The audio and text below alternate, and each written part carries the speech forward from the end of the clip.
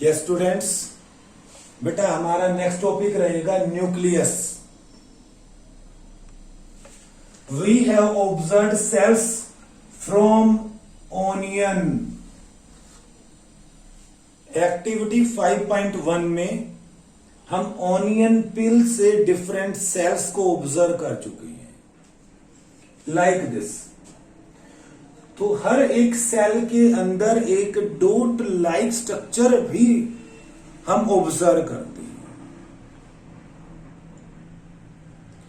जब हमने ओनियन पील को स्टेन किया था बाय यूजिंग सेफ्रेनिन सॉल्यूशन और बाय यूजिंग आयोडीन सॉल्यूशन, तो एक डॉट लाइक स्ट्रक्चर हमने ऑब्जर्व किया था। और अब एनसीईआरटी बुक आपको एक्टिविटी 5.7 के माध्यम से बताती है बेटा, activity 5.7 to prepare stained temporary mount of human चिक सेल। ह्यूमन चिक सेल, ऑनियन तो हमने प्लांट सेल के बारे में पढ़ा। अब हम अपनी बॉडी के सेल के बारे में पढ़ते हैं, तो हम एक चिक सेल निकालते हैं हमारी बॉडी से। हम आइसक्रीम स्पून लेते हैं और अंदर से रब करते हैं, एक मटेरियल उस पर आ जाता है। और एक स्लाइड लेते हैं, स्लाइड पर पहले एक ड्रॉप पानी की रखते हैं और फिर मटेरियल को ट्रांसफर करते हैं, फिर उसको स्टेन करते हैं। और यहां पर हम मिथाइलिन ब्लू सॉल्यूशन का यूज करेंगे, फिर कवर स्लिप से कवर करके और माइक्रोस्कोप के नीचे रखकर ऑब्जर्व करते हैं। व्हाट वी ऑब्जर्व, तो हमें ऐसा स्ट्रक्चर नजर आता है।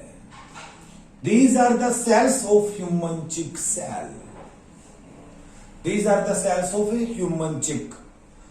अब ध्यान दें बेटा, ये जो सेल्स हैं ये लगभग राउंड शेप में हैं और हर एक सेल के सेंटर में एक ओवल शेप स्ट्रक्चर नजर आ रहा है जो डीपली स्टेन हुआ है। और उस डीपली स्टेन्ड जो सेंट्रल स्ट्रक्चर को न्यूक्लियस कहते हैं। आज आप इस प्रकार न्यूक्लियस को ऑब्जर्व कर सकते हैं, प्लांट सेल में भी, एनिमल सेल्स में भी। लेकिन फर्स्ट टाइम जो न्यूक्लियस को डिस्कवर किया था वो रॉबर्ट ब्राउन ने किया था। रॉबर्ट ब्राउन ने 1831 में सबसे पहली बार फर्स्ट टाइम ऑब्जर्व और you can say discover the nucleus. अब न्यूक्लियस को आइडेंटिफाई किया, फिर basic dyes for example methylene blue का यूज करके जो एक न्यूक्लियस के अंदर मटेरियल है उसको कलर्ड करके पता चला, और उस के अंदर जो मटेरियल है उसको फ्लेमिंग नाम के साइंटिस्ट ने क्या नाम दिया? क्रोमैटिन नाम दिया, क्रोमैटिन। तो this is the complete detailed structure of nucleus. ये अकेले न्यूक्लियस का स्ट्रक्चर है, ध्यान से समझें। जो एक टिपिकल स्ट्रक्चर ऑफ न्यूक्लियस होता है consist of 4 different parts. First, nuclear membrane. जो न्यूक्लियस होता है, हर एक न्यूक्लियस के चारों तरफ डबल मेम्ब्रेन होती है। ये आउटर मेम्ब्रेन है, ये इनर मेम्ब्रेन है। Outer nuclear membrane, inner nuclear membrane, दोनों को मिलाकर न्यूक्लियर एनवलप भी कहते हैं या न्यूक्लियर मेम्ब्रेन कहते हैं। तो जो हमारा फर्स्ट पार्ट है न्यूक्लियर मेम्ब्रेन, इसमें जो न्यूक्लियस है उसके चारों तरफ 2 मेम्ब्रेन होती है, outer nuclear membrane, inner nuclear membrane. अब कहीं कहीं वो जो मेम्ब्रेन्स हैं वो आपस में फ्यूज हो जाती हैं और बीच में पोर्स बच जाते हैं, उन पोर्स को न्यूक्लियर पोर्स कहते हैं। तो सेकंड पॉइंट आता है न्यूक्लियर पोर्स, लाइक दिस। ये न्यूक्लियर पोर्स हैं, न्यूक्लियर पोर्स, न्यूक्लियर पोर। अब जो ये न्यूक्लियर पोर है ये क्या काम आता है, ध्यान दें, इस न्यूक्लियर पोर के अंदर से मटेरियल्स का ट्रांसपोर्ट होता है, मीन्स मूवमेंट होती है। इसके अंदर मीन्स यहां से अंदर से बाहर और बाहर से अंदर, मीन्स यहां पर है न्यूक्लियोप्लाज्म, न्यूक्लियस के बाहर है साइटोप्लाज्म, तो साइटोप्लाज्म के अंदर से न्यूक्लियोप्लाज्म में मटेरियल जाते हैं लाइक प्रोटीन, और न्यूक्लियोप्लाज्म से मटेरियल बाहर आता है लाइक आरएनए। तो जो ये न्यूक्लियर पोर्स होते हैं ये मूवमेंट शो करते हैं मटेरियल्स की, लाइक आरएनए की एंड प्रोटीन्स की, इन बोथ डायरेक्शन। अंदर बाहर दोनों तरफ मूवमेंट करते हैं मटेरियल्स इन पोर्स के अंदर से। नेक्स्ट पॉइंट आ जाता है क्रोमैटिन, क्रोमैटिन फाइबर्स। जो इस न्यूक्लियस के अंदर ये थ्रेड लाइक स्ट्रक्चर्स हैं, इनको हम क्रोमैटिन फाइबर्स कहते हैं। जब हम एक सेल को इंटरफेस स्टेज सेल को ऑब्जर्व करते हैं और उसके न्यूक्लियस को देखते हैं तो ये क्रोमैटिन फाइबर्स आपको दिखाई देते हैं। लेकिन at the time of cell divisions these chromatin fibers condense to form rod-shaped structures known as chromosomes, known as chromosomes। ये क्रोमैटिन फाइबर जब कोई सेल डिवाइड होता है, means at the time of cell division, these chromatins condense to form chromosomes. These chromosomes are composed of DNA and proteins. ये जो chromosomes हैं ये किसके बने होते हैं, डीएनए और प्रोटीन्स के बने होते हैं। प्रोटीन होता है बेसिक प्रोटीन और उसको कहते हैं हिस्टोन। बेसिक हिस्टोन प्रोटीन्स और डीएनए मिलकर क्रोमोसोम बनाते हैं। जो डीएनए होता है, ध्यान दें, वो डीएनए कैसे इस प्रकार प्रोटीन के साथ लिपट जाता है और फिर वो कंडेंस होता है, तब क्रोमोसोम्स बनते हैं। यहां पर एक वर्ड आता है बेटा जीन्स। जीन्स क्या होते हैं? Functional segment of DNA is known as genes. ध्यान से समझें, डीएनए की full form deoxyribonucleic acid. ये जो डीएनए होता है इसको हम हेरिडिटी मटेरियल कहते हैं। ये इंफॉर्मेशन को ट्रांसमिट करता है from one generation to the next generation. ये जेनेटिक मटेरियल होता है। डीएनए के फंक्शनल सेगमेंट को जीन कहते हैं। कोई भी जो फंक्शनल सेगमेंट होता है डीएनए का, वो एक पर्टिकुलर टाइप का प्रोटीन बनाता है।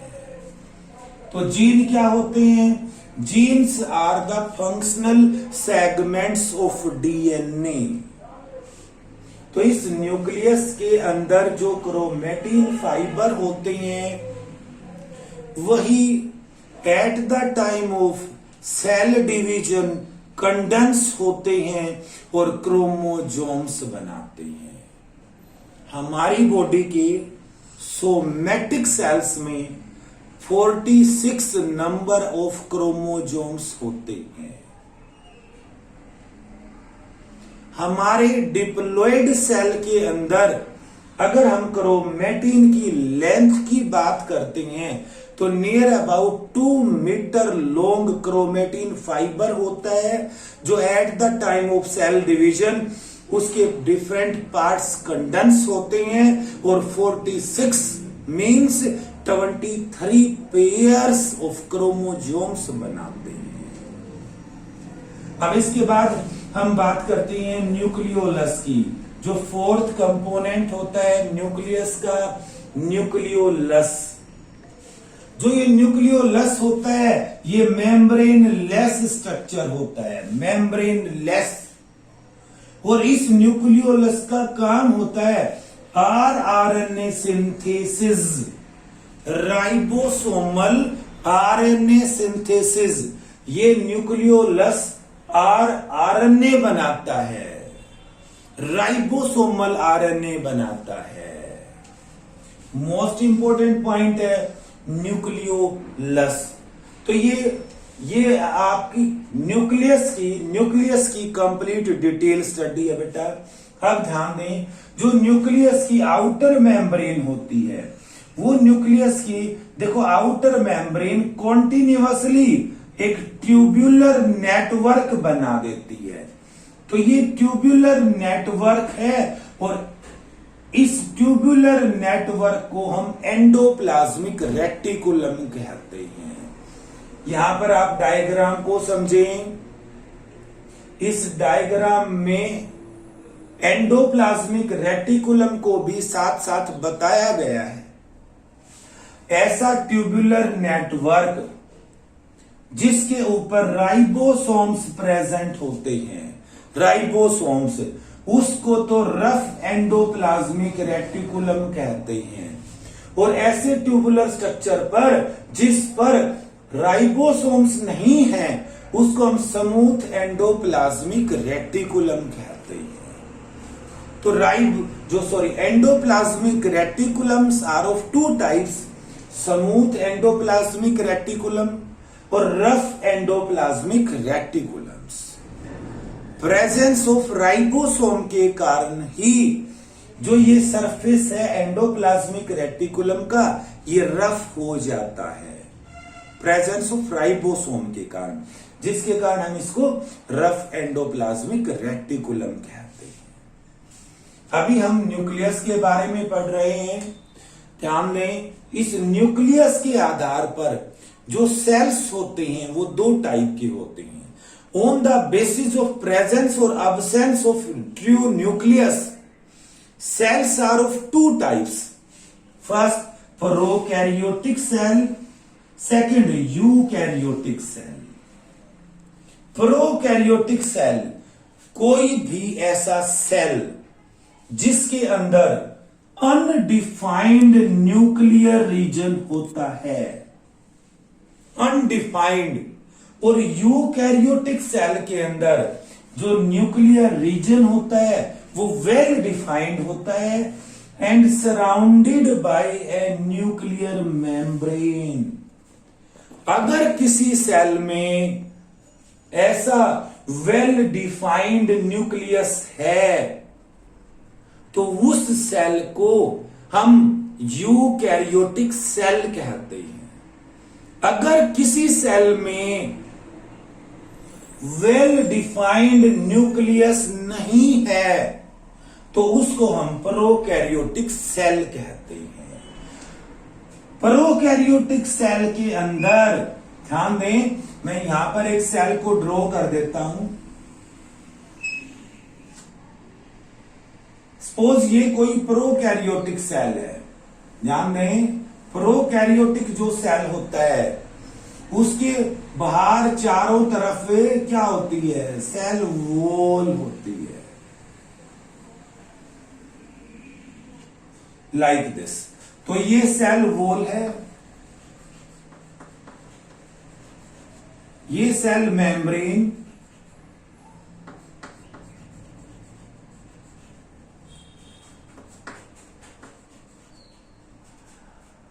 और इसके यहां पर जो होते हैं ऐसे ऐसे स्ट्रक्चर्स होते हैं, पीली बोला जाता है इनको, और एक फ्लैजिला होता है लाइक दिस।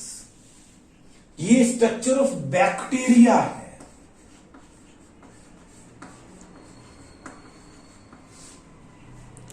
बैक्टीरिया एक प्रोकैरियोटिक सेल का एग्जाम्पल है। एक बैक्टीरियल सेल को हम पढ़ रहे हैं। बैक्टीरिया के बाहर सेल वॉल होती है, फिर अंदर सेल मेम्ब्रेन होती है। कई जगह जो सेल मेम्ब्रेन होती है वो इस प्रकार फोल्ड हो जाती है। हम इस फोल्डेड पार्ट को मीजोसोम्स कहते हैं। MESO, मीजोसोम्स। और इन मीजोसोम्स का अपना अलग काम होता है, लाइक रेस्पिरेशन। अब इस बैक्टीरियल सेल के अंदर जो डीएनए होता है वो इस प्रकार प्रेजेंट होता है। इस nucleic acid means DNA means genetic material के चारों तरफ वेल डिफाइंड न्यूक्लियर मेम्ब्रेन नहीं होती। इस कारण इस रीजन को जिसके अंदर ये जेनेटिक मटेरियल प्रेजेंट है उसको हम न्यूक्लियोइड कहते हैं। न्यूक्लियोइड। अनडिफाइंड न्यूक्लियर रीजन को न्यूक्लियोइड कहते हैं। इसके अलावा इस बैक्टीरियल सेल के अंदर अपने राइबोसोम्स होते हैं। क्या होते हैं? राइबोसोम्स। राइबोसोम्स यहां पर होते हैं बेटा 70S। हम राइबोसोम्स में आगे पढ़ेंगे डिफरेंट टाइप्स के। तो 70S type of ribosomes are present in bacteria. अब इसके अलावा ये तो होता है जीनोमिक डीएनए। इसके अलावा एक सर्कुलर डीएनए भी प्रेजेंट होता है बैक्टीरिया के अंदर। बैक्टीरिया के अंदर extra chromosomal segment of DNA भी प्रेजेंट होता है। तो ये डिटेल एक स्टडी है किसकी? एक प्रोकैरियोटिक सेल की। एक prokaryotic cell, for example bacterial cell. सभी प्रोकैरियोटिक ऑर्गेनिजम्स यूनिसेलुलर होते हैं। अब पॉइंट को समझे बेटा। प्रोकैरियोटिक सेल, कोई भी ऑर्गेनिज्म जिसकी बॉडी प्रोकैरियोटिक सेल की बनी होती है उसको प्रोकैरियोटिक ऑर्गेनिज्म कहा जाता है। और अगर कोई ऐसा ऑर्गेनिज्म है whose body is composed of eukaryotic cell is known as eukaryotes। तो what are the differences between prokaryotes and eukaryotes? Prokaryotes और यूकैरियोट्स में क्या डिफरेंस है, या प्रोकैरियोटिक सेल और यूकैरियोटिक सेल में क्या डिफरेंस है? यूकैरियोटिक सेल हम आगे डिटेल में पढ़ेंगे। सभी प्लांट्स और सभी एनिमल्स सेल्स के बने होते हैं। हमारी बॉडी भी डिफरेंट सेल्स की बनी होती है। हमारी बॉडी के हर सेल में वेल डिफाइंड न्यूक्लियस होता है। इस कारण हम यूकैरियोटिक ऑर्गेनिजम्स हैं। इस पॉइंट को याद रखना। इन प्रोकैरियोटिक सेल्स के अंदर जो extra chromosomal segment of DNA है उसको हम प्लाज्मिड कहते हैं। क्या कहते हैं? प्लाज्मिड।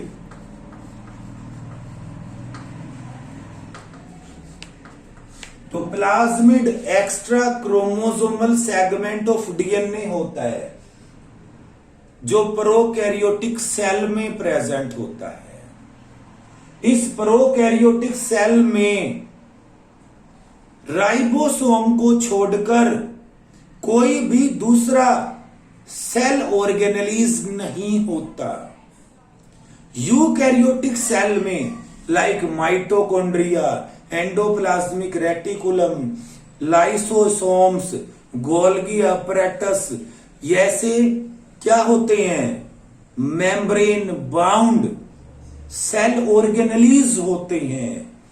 लेकिन प्रोकैरियोटिक सेल में membrane bound cell organelles absent होते हैं। ये main difference between prokaryotic and eukaryotic cell में होता है।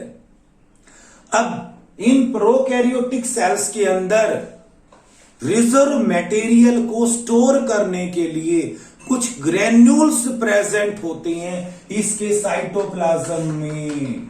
हम उनको इंक्लूजन बॉडीज कहते हैं। इंक्लूजन बॉडीज क्या होती हैं? रिजर्व फूड मटेरियल को स्टोर करने के लिए कुछ ग्रेन्यूल्स होते हैं जो साइटोप्लाज्म में प्रेजेंट होते हैं, उनको इंक्लूजन बॉडीज कहा जाता है।